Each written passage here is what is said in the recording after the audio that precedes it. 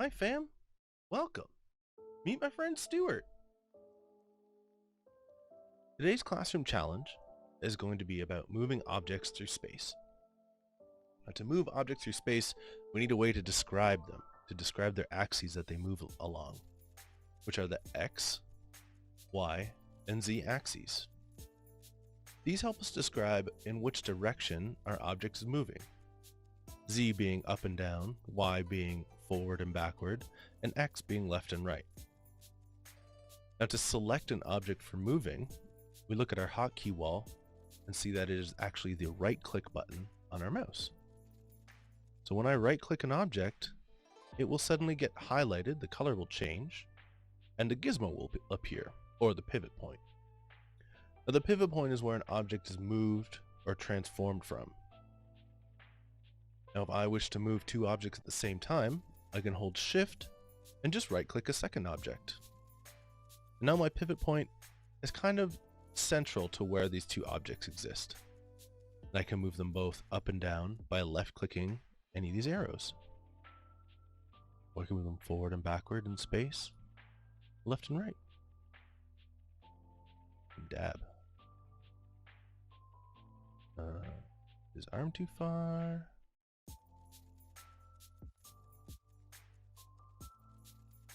Perfect. This type of movement also applies to rotation. If I grab this object, by right-clicking it, I see these curves appear. And if I left-click on the curve, his hips will rotate along those directions.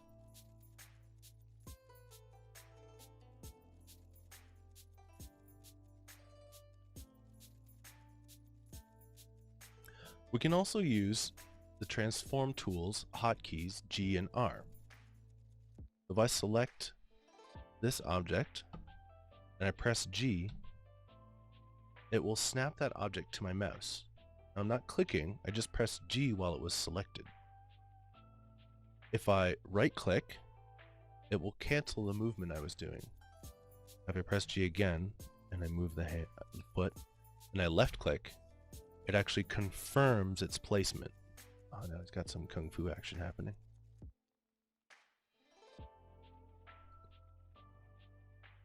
Now, when I press G, I don't feel like I have enough control over where that leg is going. Like it's just kind of moving in space.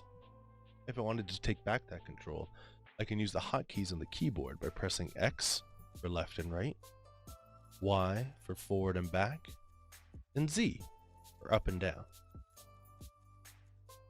If I wanted to move in two axes, I could press Shift and Z, and that will exclude the Z axes.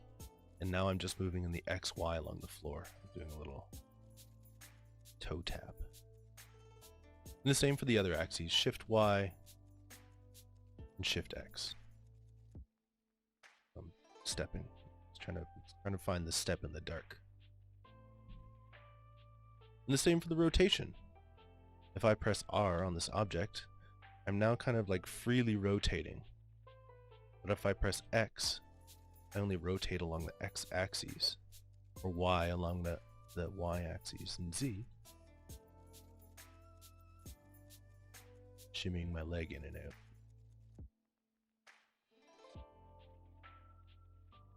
And just with those keys and with this UI, the pivot point, I can really do some damage to Stuart here. I can really get him super bent out of shape. He can take it though, because you can't break Stuart. He's only made of polygons. Very stretchy. Very stretchy boy.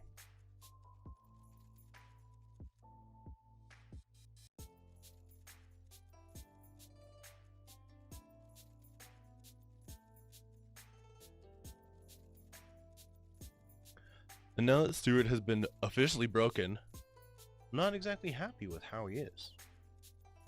What I can do is if I want him to go back to his original position, I can actually use Control Z to undo almost any action I've done. If I press Control Z once, his head pops. And you can see how I change things through this space. It doesn't affect your viewport or how you've moved your camera for seeing. It only affects the objects you've moved or edited. You can watch them go right back to the beginning. But say I liked something I had done. Well, you don't have to go all the way back. You can actually add shifts to that equation. So Control Shift Z, and you actually step forward in time. I can get back to where I had Stuart by holding it down. Pressed it 67 times.